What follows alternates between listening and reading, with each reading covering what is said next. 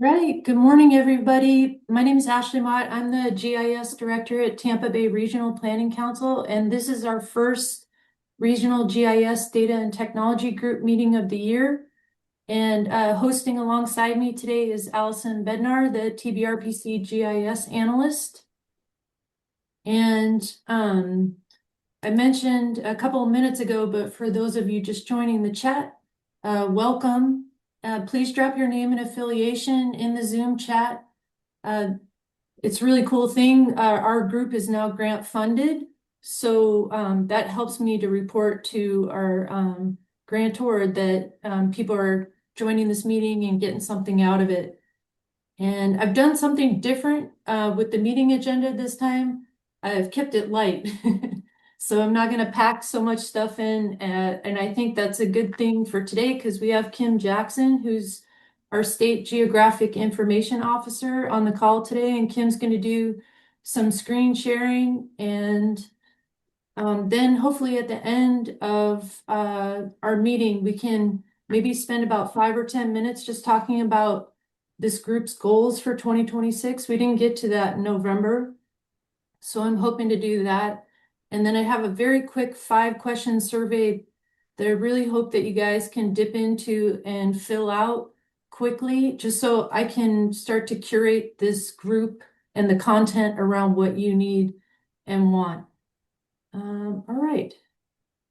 So with that, I'm going to hand it off to Kim Jackson, again, is our State Geographic Information Officer. And Kim, could you introduce yourself and then you can start whenever you're ready?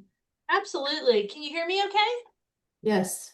Well, good morning, everybody. It's so nice to see lots of familiar names in the chat and lots of people I've not had the pleasure to meet yet. So, well, this is a great opportunity. Thank you so much for giving me a chance to talk to you all this morning. We started a little earlier, and Ashley asked how I was, and I said, well, session's in, so it's always very busy and very hectic. But so far, the legislative affairs folks have been keeping an eye on a list of things that we ask them to watch. So we create a list, it's 91 words, everything from GIS to datum to LIDAR to survey to polygon. And anytime they run that list against the legislation and something pops up, they share it with me. So that's one of the ways that we keep on top of what's going on with the legislature. I've got a slide in my presentation that'll talk a little bit about that. But besides that, we had a quiet hurricane season last year, which we were very thankful for. It gave everybody a chance to sort of circle the wagons and plan for what's next. And as a teaser, I'm going to give you a quick peek at a photo from inside the new Emergency Operations Center, and a little bit about how geospatial informs what's going on over there. As for me, this is my going on 7th year as state GIO. I started in 2019. The State Geographic Information Office is headquartered here at the Florida Department of Environmental Protection in Tallahassee. We're at the Blairstone office building. Um, I work with a group of 6 other GIS staff that are DEP's core GIS users, but they also support the GIO office. As you all know, Florida has a huge geospatial community.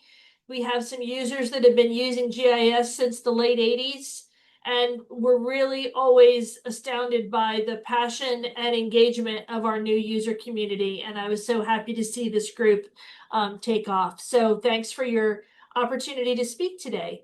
I'm going to try to share my screen now and we'll jump into it. Okay, so I think I need somebody to stop sharing first.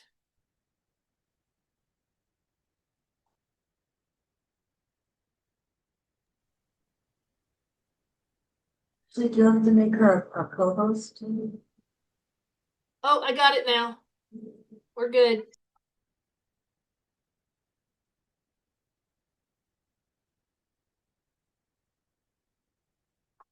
All right, can you see it? Yes. Yes. Okay, terrific. I am going to go ahead, let's see. Stop my video so we don't lose this one. Okay, so I use this slide. We have done a little bit of work on topobathymetric and terrestrial LiDAR quilting together for a statewide elevation model. And I use this slide to start some of my talks. And I asked the audience where they think this is. And I think that's going to be an easy one for you all as we look at Tampa Bay here. So again, it's really nice to have this concentrated use user group right here in this area where there's just so much GIS going on today. All right. There we go. So the one thing I want you to come away from my talk with is floridagio.gov. A lot of what we're going to show today is headquartered on this hub site, and it's really as much for you all as it is for us. So to share data out and to take questions and share new resources into the larger community. So floridagio.gov is the hub site. It's got lots of content on it. The one thing that I wanted to point out this morning is this. Let's see if we can move that. Are you seeing this banner at the top? There we go. Okay, is the community tab. So the community tab is one place where we can share out information about things that are going on, like the distribution list.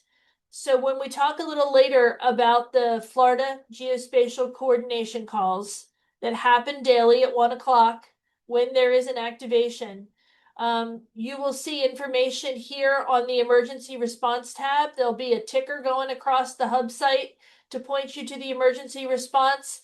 At the beginning of an activation, we send out a list to the distribution group and say, hey, we're kicking it off at 1 o'clock. Please come to the emergency response site for that Teams meeting every day. And that's one of the ways we communicate. We also share out things on the distribution list like, hey, there's a new statewide parcel data set that's been published. Or, hey, there's an update to this data set. Or, hey, a big GIS conference is in the works. You might want to check out their page. We try not to spam you. I will make that promise, but we do send out updates. So the distribution list is a quick, I think it's a 5-question survey, 1, 2, 3. You can add your name to it very quickly and then be connected to those updates. We also have community highlights and some story maps here on the page. Additionally, a little farther down that community page, there's our event calendar. So both in spatial and tabular form, because you all love your maps and we want to share data that way as well. We have an expandable calendar. So when you click on the individual months, the things that are going on for that month show. And then we have information links to your actual hub sites or Facebook pages or web pages about that event. A little detail here that may get missed is this one. Please send event information to our email address, floridagio@floridadep.gov. So a lot of times people don't really know what's going to be exactly on an agenda or even have dates.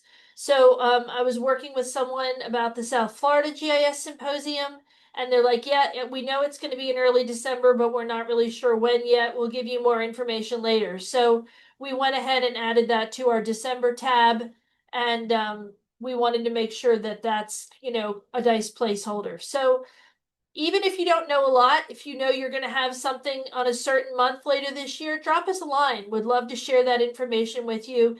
And then as you get a more filled out event page with agendas and registration information, just resend it to us and we'll update. My ArcGIS Online administrator is named Melanie Sanders, and Melanie's fantastic. I hope in different events you get to meet her. Please introduce yourself and say hi. And she's the one that makes the magic happen here on the hub site. And I will mention that I am going to be at the South Florida GIS Symposium this December. So hope to see you there. Yep, we mentioned that legislative session started in mid-January. The two big updates that I have to share with you are one from last year and one from this year, both tied to Department of Transportation and both tied to imagery. So as you may know, the Department of Transportation and the Department of Revenue work together to fund and fly county aerial imagery 1/3 of the state every year. So that's a program that's been going on for decades now, and that supports Florida's aerial imagery program.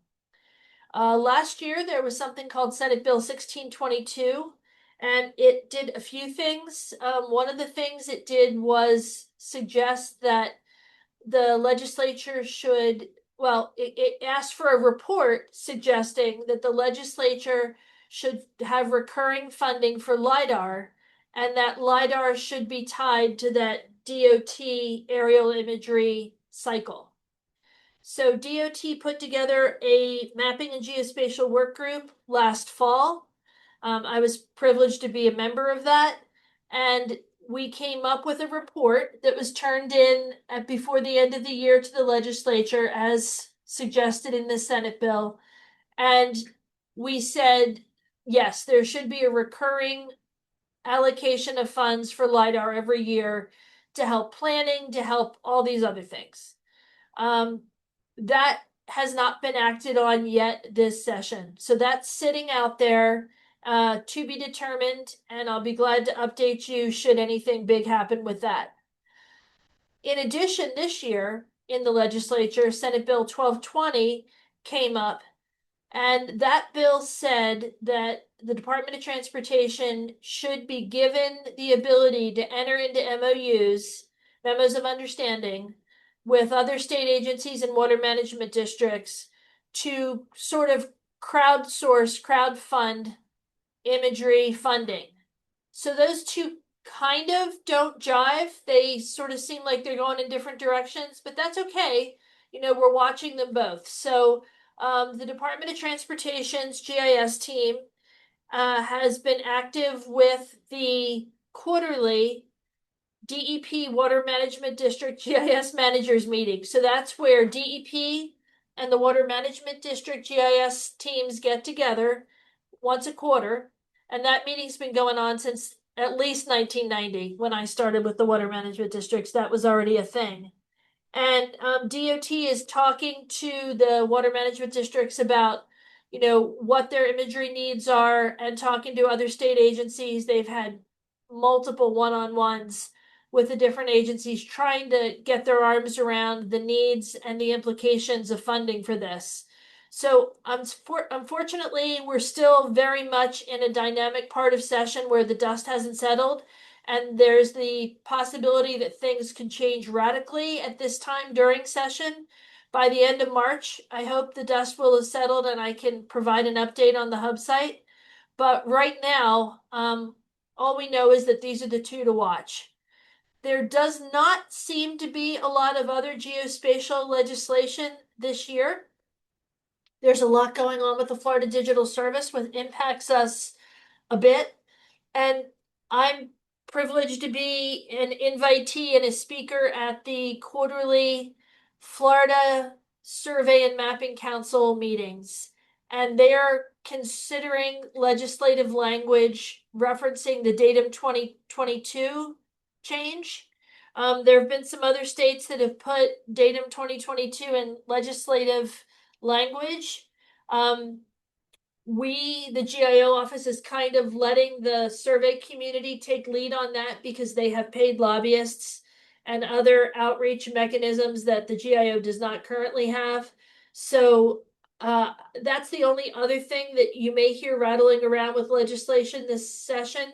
But as of right now, they've not submitted anything. So it's something that we're aware of and trying to work together on, but it's not a thing as of right now. I just want to stop for a second and invite anybody to unmute. Is there anyone that knows of any other legislation we should be keeping our eyes on? Because there's a lot going on and it's hard to cover it all. Hey, Kim, we do have a question in the chat. Jamie, did you want to hop on and ask this question?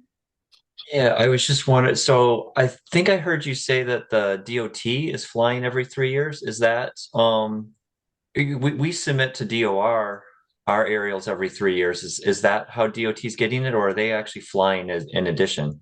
No, you're absolutely right, Jamie. That's how it works. It goes from the counties to DOR to DOT. Okay, all right. I just wanted to make You're sure we didn't have 100% right. planes crossing in the air. Yeah. Thanks. Wouldn't be the first time, but yeah, Yeah, no. well, exactly. And that's why we have meetings like this so that we can Yes, make sure that the left hand knows what the right hand's doing. Thank you. absolutely, sure. Okay, well, I'm gonna leave the legislation behind then and move on. Let me get this out of the way. We have some new folks in key positions that impact what I do.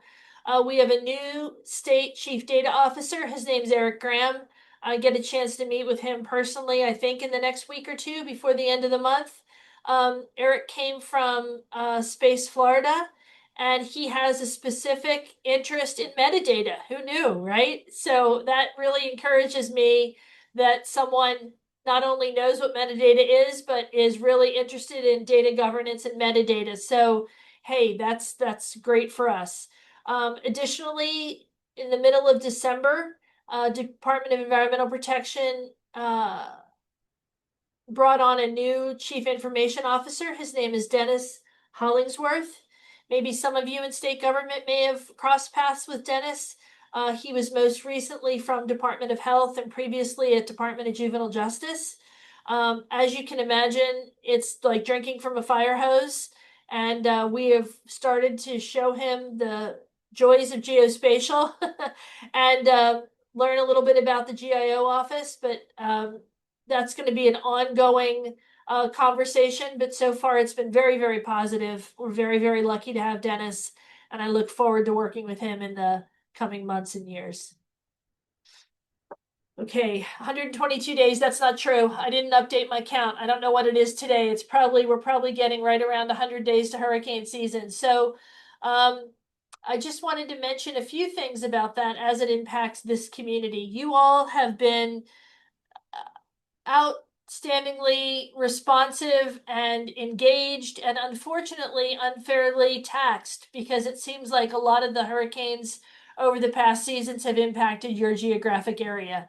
But we hear from so many people in your area on the geospatial calls. So just as a reminder, during level 1 activations, that could be sinkholes, oil spills, forest fires, um, floods, anything like that, but more than likely during hurricanes.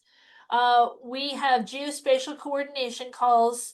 The GIO's office and the Division of Emergency Management's GIS team co-host those calls with a wide array of federal partners like the Corps, FEMA, USGS, NOAA.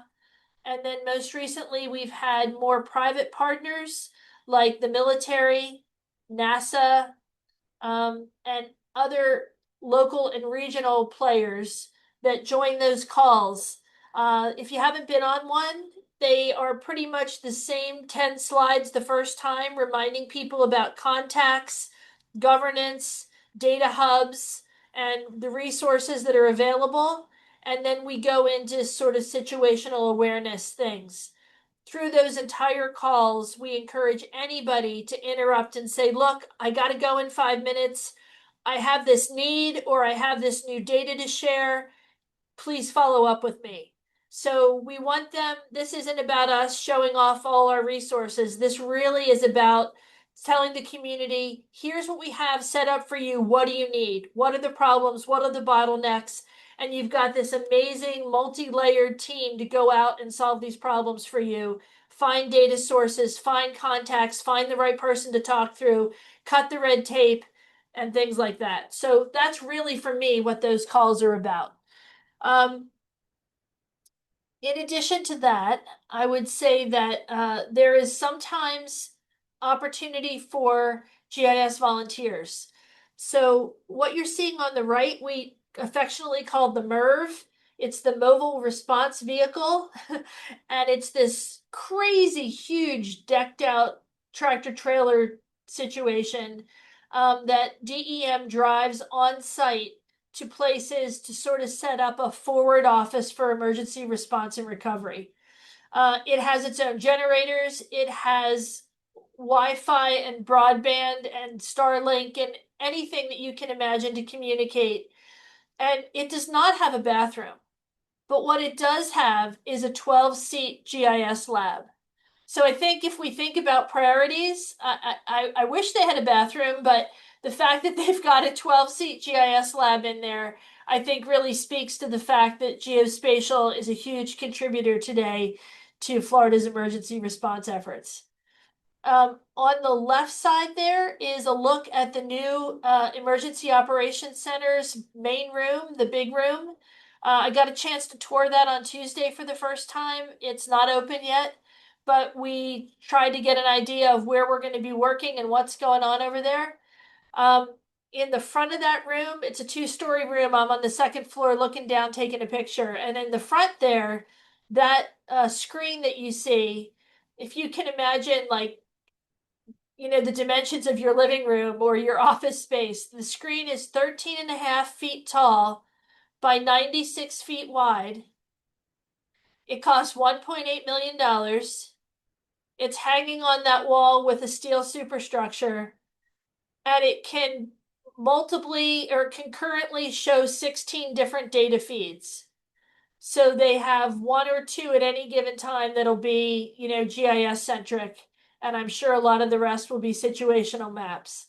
So when you see the governor's briefings, there's a room right to the left on the first floor that is the governor's press office, and they'll be briefing out. But if you see Kevin Guthrie, the current DEM lead, he'll be speaking from one of the two podiums down there on the floor. So there is a separate GIS lab that's huge. And sometimes when the Emergency Operations Center goes 24 hours a day, and sometimes when a response goes 2 or 3 weeks, or when they've got 2 or 3 overlapping events, obviously they need to spell the GIS staff. So we sent out an email about a week ago, and I'll send that to Ashley to share. It's a list of requirements or suggestions that staff have to be able to volunteer at the EOC. You do get paid. So DEM would pay your organization to have you there or to have you in the MERV, should the MERV be somewhere local. And I don't want to steal or hijack any staff away. I know we all work on thin staffing margins, and I know you all have county EOCs and the water management districts are doing their thing. But if emergency response is a real passion or an interest of yours, it would be great to have you review that list of skill sets and see if you're a good match. And if so, my office creates a roster. And when DEM reaches out and they're like, hey, we need to spell our staff, they've been here 6 days, 24 hours a day, or we've got another hurricane coming in, we need some bandwidth here, or they're sending half of our staff to, Tampa Bay because there's an issue there in the MERV. We need some staff here in Tallahassee. It's just good to have a list of names. And it's also something that you guys might want to adjust because it might be something that you can create for your own organizations.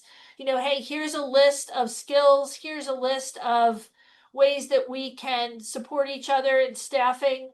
So please feel free to take that list and that idea and retool it for your own response needs. Okay.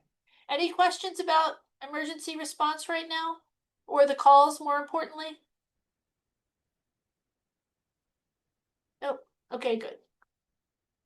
Here's hoping we have another quiet summer. Okay.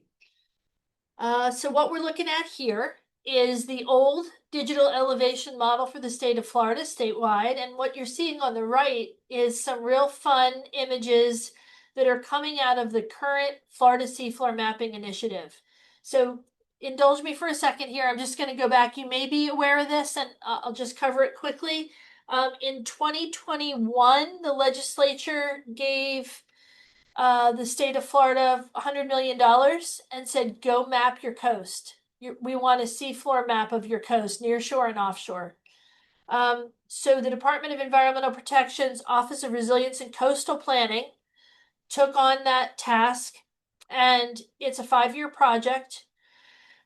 We, in January, got a look at the first version of a new statewide digital elevation model. It's not the one you're seeing there, but it's in the final moments of being downloaded this week from a cloud storage blob. What's going to happen next is the information that's being collected from topobathymetric LiDAR near shore and sonar offshore up to 200 meters in some places is going to be quality assured. And we're getting some early images back, and those are some of the ones you see on the right. This one I thought was really neat. It's a kite sailor, and you can sort of see the kite there and the person there, and there it is in plan view. So you know, it's just a matter of all the things that get picked up when the vendors are out collecting this data. Here we've got Fort Jefferson and the Dry Tortuga. Thought that was kind of a neat way to look at that. So these aren't islands. This is the actual seafloor surrounding Fort Jefferson. Here we've got a lighthouse. Not sure if this is the one in Key West or not, but we've got a lighthouse somewhere in the Keys. And then this is a huge seafloor sinkhole that the Florida Geological Survey are super jazzed about having more information about. So these are just some of the more recognizable images that are coming out of the FSMI collection. So the vendors collect the data, they do a quick quality assurance, they send it to DEP. That team does another quick quality assurance and sends it to FREAC, which is a geospatial center at Florida State University. They're under contract to us to do really detailed quality assurance of many things, the metadata, the vertical validations, all those things. It comes back to DEP, and then it gets sent to the Department of State and the US Navy. Those folks look at point clouds and they come back to us and say, these things need to be scrubbed because of national security or because of cultural and historical references. So those are the things that get scrubbed out. That process takes about 4 months, the federal review. It comes back to us, and then it gets put on a federal portal, both the USGS national map and the NOAA data access view, or you might be familiar with NCEII.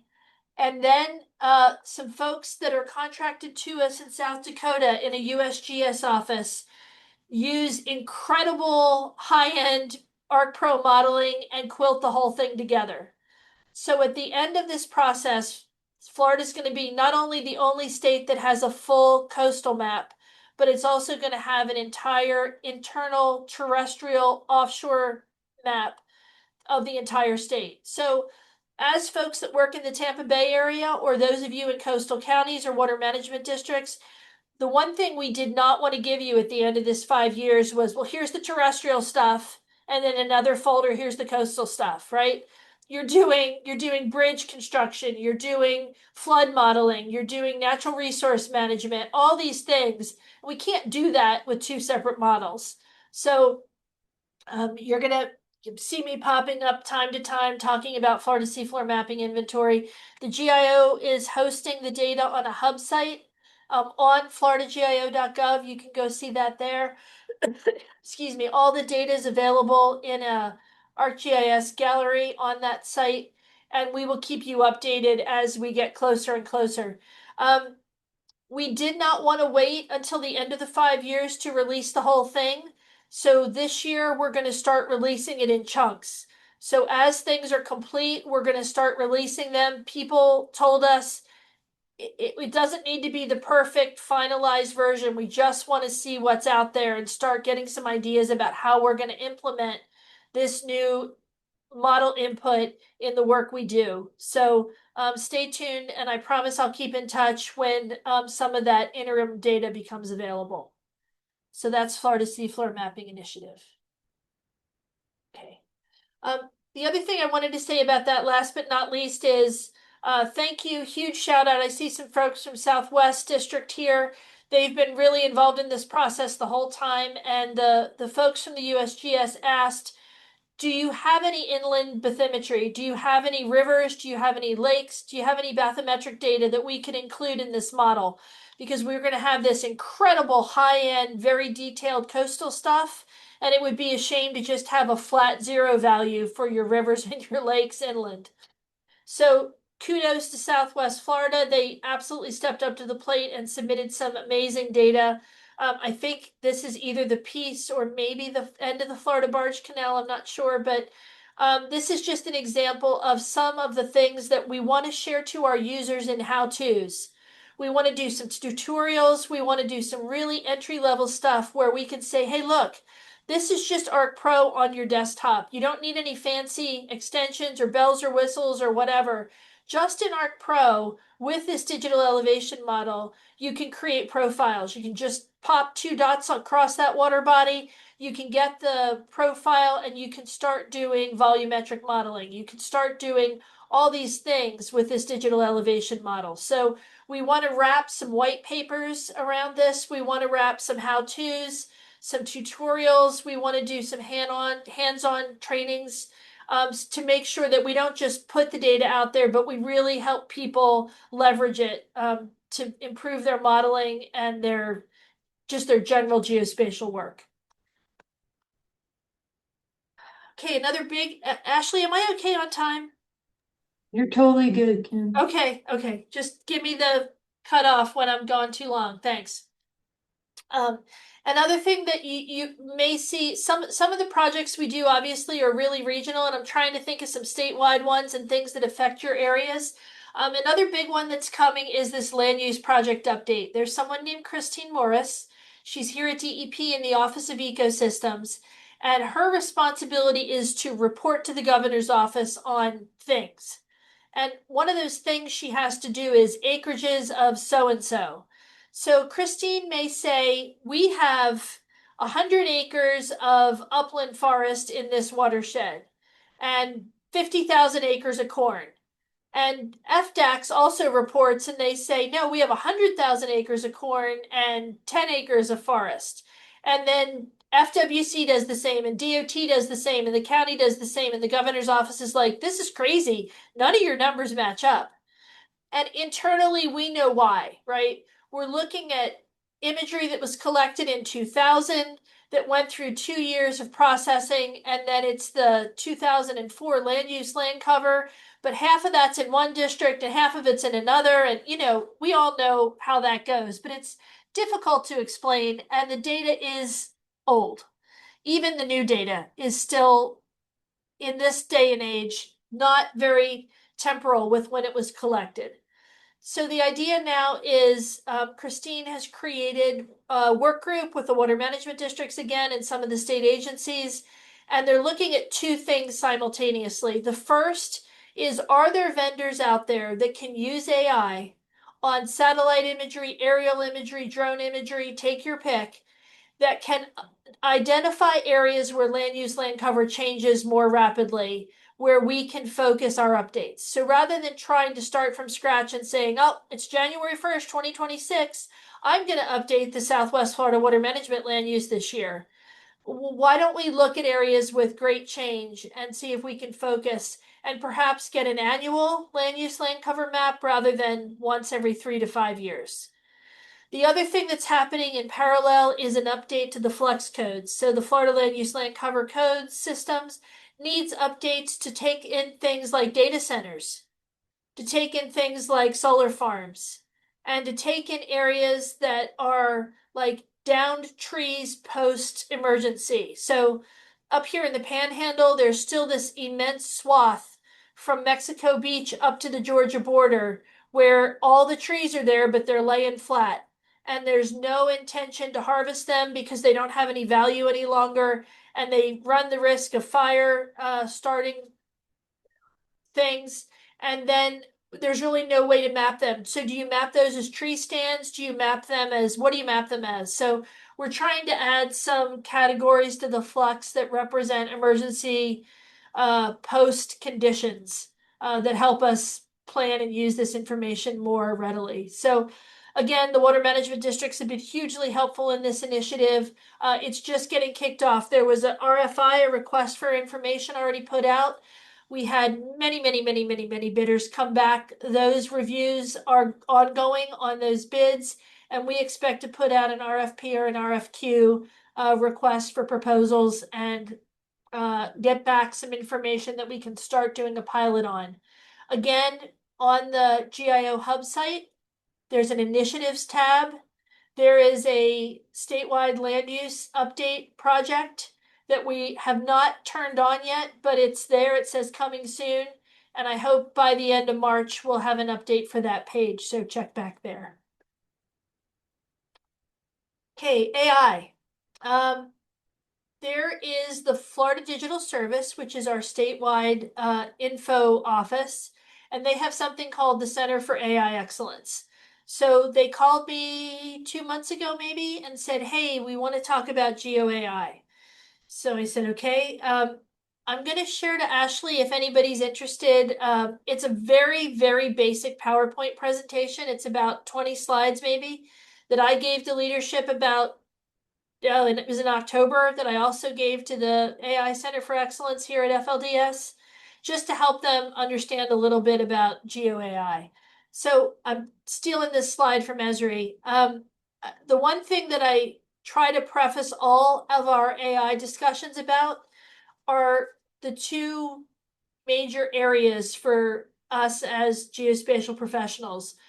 GeoAI being that creates new data using deep learning models, using any number of tools, something that creates new information, we can consider GeoAI. Then we have this whole world that more of us, I think, are excited about that are AI assistants. So especially within Esri, that's the AI assistant that helps you build a new Survey 123 very, very quickly with lots of great, nested questions and examples and definitions that you can then go back and edit. That's the AI assistant that writes arcade statements for you to help you customize your experience builders or your hubs. Those are the AI assistants that can geocode things and then create quick reports on how many of those 11 million records were actually within the state, missing data, those things, those AI assistants that help us do the work that we are already doing faster, better, quicker. And then again, I think more people are concerned about the traditional GeoAI. We're talking about deep learning models and examples like that. So whenever we talk about GAI, I just want to always start my talks with there's really two things going on. The AI assistant world that helps us do things we already do, and then the GeoAI world that helps us create new data. So this, please note, this says draft. What you're looking at here is a draft that's days away from being made public. I wish our meeting was 2 weeks from now. I could be a little more definitive, but so we were asked to create some disclaimers. When we talked to leadership at different agencies, everybody said there's going to be one set of rules for internal stuff and another set of rules for anything public. So State Geographic Information Office, help us with the public stuff. So we said, okay, we would like to add wording and some graphic disclaimers to some content that goes public. But today, we all make very, very few hard copy maps that get turned into PDFs and printed, right? A lot of our content is digital, and that's fine. So just very quickly, I'm going to jump down to the second one. This text should be included with the map information block along with the date, content, and agency name. That's really for traditional map hard copy content. And then the next one is the web content. Should be included in the metadata along with the access and use constraints or in a hosted items item description. And that first set of wording, after many go rounds with legal and with the security team and with my team, that's what we came up with. Is it going to change? Maybe. Is it a first cut? Yes. Did it bring down the temperature in the room drastically? Yes. So just seeing this kind of had everybody exhale and said, yeah, go ahead and implement your AI, give the folks the tools they need, but make sure that this is a part of anything that goes to the public. Is anybody else working on verbiage or anybody else doing some things along this line? Yeah, we are, Kim, here at the RPC, so this hits the nail on the head. I really appreciate this. Good, good. Well, I'll send the presentation. As I say, it's about 20 slides. It was meant for non-GIS users. And there's some embedded videos. Like I did a video share of like using an AI assistant to create a survey 123. So like you all know what that looks like. You can skip that if you want, but if you have a person in management or leadership or a new staff come in, you want to get them jazzed about this stuff, feel free. As I say, I'm going to share that to Ashley. Feel free to repurpose that, steal at will. That's what I want it to be used for if you find any value in it. I know all of our use cases are very different, but as I say, please, if there's anything in there or this, please feel free to grab this and repurpose it. That would be great. Okay. Um, another big initiative that eventually is going to impact you all. I was fortunate to attend the Alabama State GIS Annual Conference in November, and I was cornered by two people that were very, very excited about talking about NHD, National Hydrography Dataset, and the new 3D elevation NHD. They really, really wanted to know what Florida's doing because so many of our northern watersheds cross into Alabama and Georgia, and we need to make sure that the LIDAR that supports those delineations is no more than 5 years old. So obviously, we get into a coordination team here to make sure that, Alabama doesn't fly it this year, and then the southern half of the watershed isn't flown in Florida till 2030, right? That would be a bummer. So we're trying to coordinate. I'm going to the National States Geographic Information Council meeting in DC later this month. And this is one of the things we're going to work with our federal, state, and local partners with. You're like, why would the feds care about this? Because the United States Forest Service, the Department of Agriculture, Department of Transportation, all those people have money to fly LIDAR in our state. And we want to make sure that they're going to prioritize areas where there's state overlap so that we can sync up those timings correctly. National Hydrography Dataset elevation updates are coming to a watershed near you. Again, working with the water management districts. And when we get your area prioritized, I will be sure to reach out. Okay, there's going to be some training coming. I'm almost at the end here. The State Geographic Information Office has the ability to host in-house, mostly Esri training, not necessarily though, but mostly Esri training. We are going to be doing some classes in the late summer, early fall, and they're going to be in the central and south part of the state. We had a series here in December up in Tallahassee, and we're coming down to the Southern Peninsula later this year. I absolutely would love to save a couple seats in each of these classes for your group, and I will keep you posted. One of the things we're looking at is a field maps class. It's a 2-day class, and it's talking about field applications. It's a blend of Survey 123, not collector anymore, but field maps, Survey 123, and a little bit about taking that data then and experience builder and dashboards. So that's the one we're focused on right now because it seems like that's where the biggest request is. People that do that kind of work tend to turn over quite a lot. And so it's difficult to keep some continuity in those positions. And the groups that were using those things 3 and 4 years ago are asking for sort of a refresh. So I think that's going to be coming to us later in the year. And those would be free. Yep. So that's the last one I have, Ashley. I will be glad to do any go backs, or if anybody has questions about something I haven't covered yet, please feel free. Does anybody have any questions for Kim? I had 4 questions, but you answered them all in the presentation. Okay, I got maybe 5 minutes, so we're gonna really take a risk here, folks, and try something. Can you see my Zoom screen? Yes. Okay, fantastic. Let's just tempt the fates and try this. Really? Okay, there we go.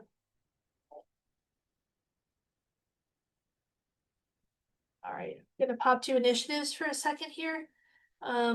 So land use, land cover coming soon.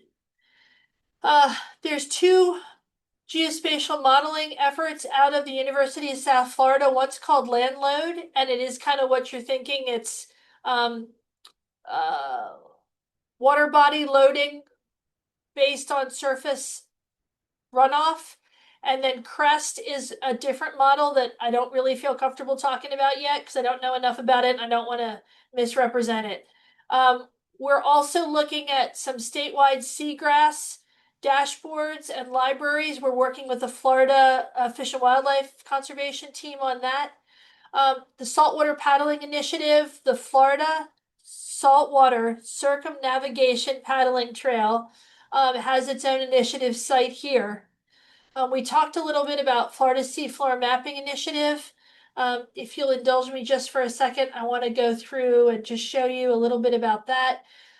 Frequently asked questions, acronyms, and glossary. If you're not up to date on topobathymetric LiDAR, there are some more images here and little descriptions of them all here in this gallery. Some of the neat stuff we've been finding underwater. A project timeline.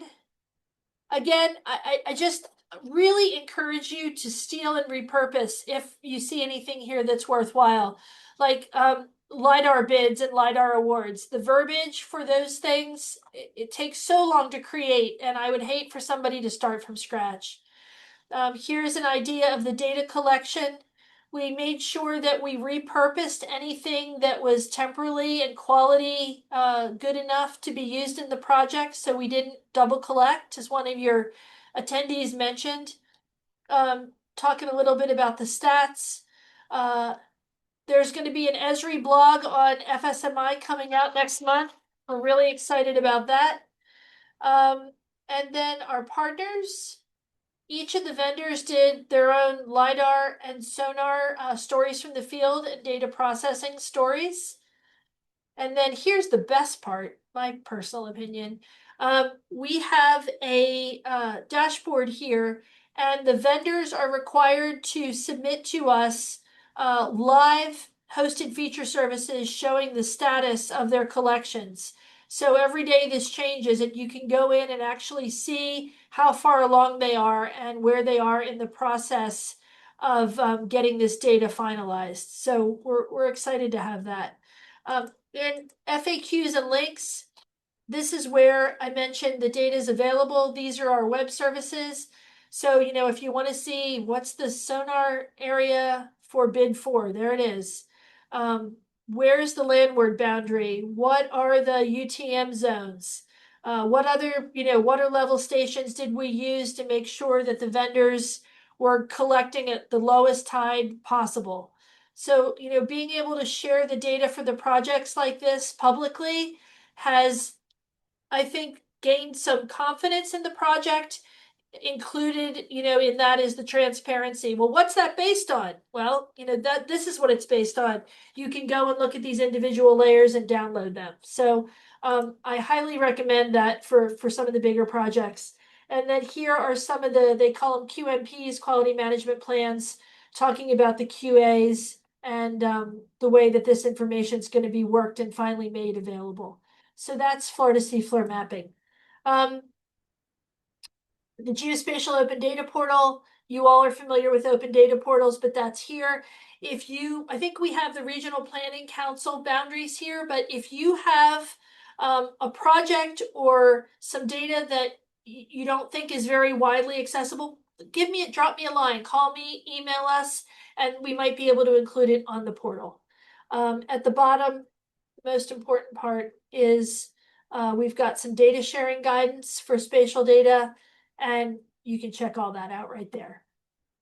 So thank you for letting me go off script a little and show off a few of those things on the hub site. And again, thank you very, very much for all your support and coordination during emergency response. You guys have been the best, and I'm excited to see what the next couple of years hold. Thanks, Ashley. Yeah, thank you, Kim. That was awesome. Roger actually asked a question about the training in the chat. Roger, did you mean like the Esri training that Kim had mentioned?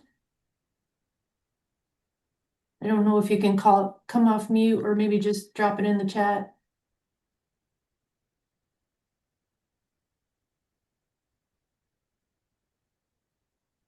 Yeah, Kim, can you let us know again about the Esri training? Can you share that information with me? And maybe I can pass it on to Roger and others. Oh, he's saying the South Florida training class.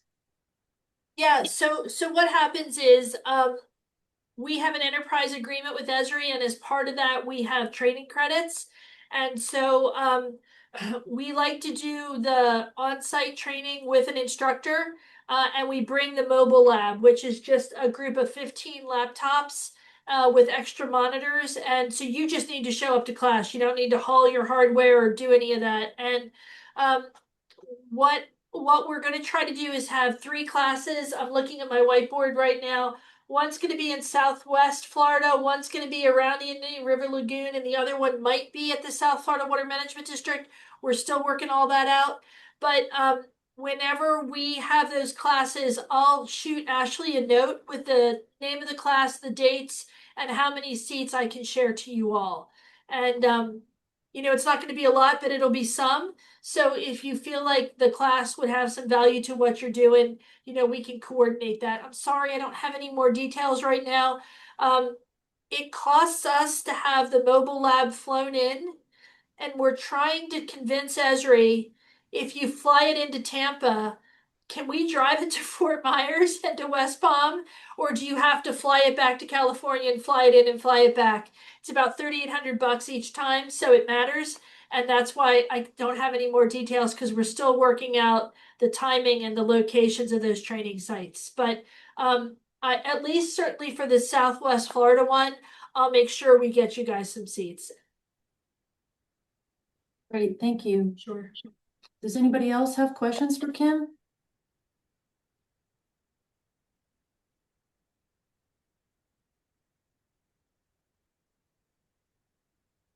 Going once, twice. All right, awesome, Kim. Yeah, I will send you a follow-up email and hitting these points that you're on the hook to share with us. So you can just respond to that and then I'll get that to the group. All right, absolutely. Thank you again. All right, great. Okay, so we have just a few minutes here. I'm gonna reshare because the thing that I really want to get to, can you guys see my PowerPoint screen? Yes. Yes. Okay. All right. So here's Kim's info. I'm going to keep it ugly just so I can go through these slides really quick. So the thing that I was really hoping to talk to you all about is the group goals for 2026. Like I have a few goals that I'd like us to hit. And then the survey that I just put the link in the chat, it's only 5 questions and 2 of them are like self-identifier questions. So there's just 3 questions where they're kind of open-ended. You can drop any information that you want in there, like who do you want to see speaking? What topics do you want? What kind of format? Are we emailing you too much? Things like that. And then also there's a section that I was hoping to share with our board. Like if this group has been in any way beneficial to you, it would be really great to share a few quotes with our elected officials that sit on our board so that they can know that the RPC is providing their staff some kind of value.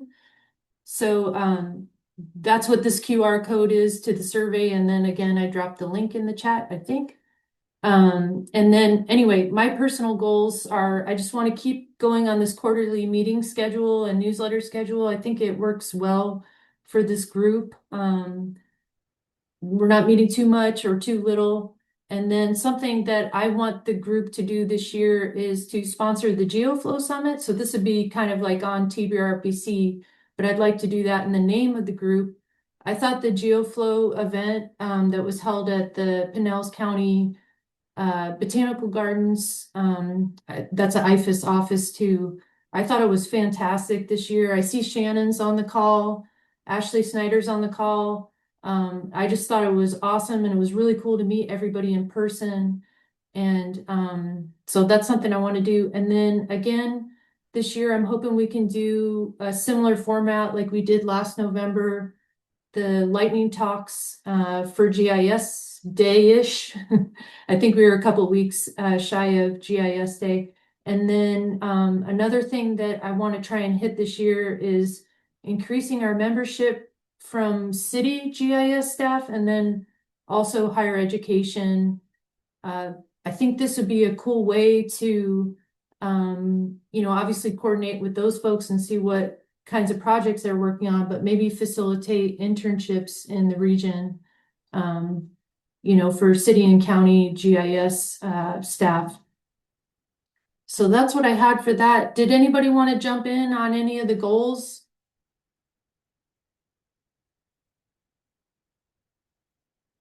Okay. I had a And question, Ashley. yeah, go ahead, Megan. Yeah, it just came up at the coalition meeting that folks were interested in a stormwater outfall inventory. Mhm. So I was just curious if people wanted to drop in the chat whether or not that's something their agency or city or county has done, is working on, if there's actually an interest in getting that accomplished. So we're looking for a GIS data set of stormwater outfalls, correct? Yeah. Okay. So aggregating those together from the city and counties, big Or task. even if just if I don't even need to bring it all together. I'm just curious if other people have that data, if it Oh, already okay. exists. Gotcha. Okay, awesome. Thanks, Megan. Something here, I'll come back to FOR. Allison, did you want to talk through the group newsletter before we run out of time here? I'm going to send out a newsletter again, as I did last year. So if you have any GIS job openings in your department or you know of others in the area, that would be great. I'd love to include them in the newsletter, along with any upcoming GIS events or data or project spotlights. I have a full list of spotlights for different tools and hubs that I've learned on webinars recently. So look out for that newsletter. We're hoping to send it over tomorrow. Thanks, Allison. And then, oh, did somebody want to jump on? I thought I heard somebody. Maybe it was just feedback here. Okay, so lastly, and then I'm gonna let y'all go, is TBRPC. Every year we host a resiliency summit, and then at the end of that conference, we have what are called the Future of the Region Awards. And this is a way that our cities and counties and private sector can highlight projects that they worked on that they want recognized. So if you see any of the award categories here and you worked on a GIS project that you think might fit, this QR code will take you to a form where you can fill out a summary and submit a project for the Future of the Region Award. So I encourage you to do that. It'd be a cool way to get your group and your work recognized, and you get free lunch. So that's all I had today. Did anybody else have anything that they wanted to chat through? I'm kind of behind on the Zoom chat here, so. I just want to plug, if you come to the FOR Awards, you'll hear Shannon Cutts and Renee speak as well, because that's the same day as the Emergency Management Panel. Oh, yes. Yeah, that's right. Awesome. Okay.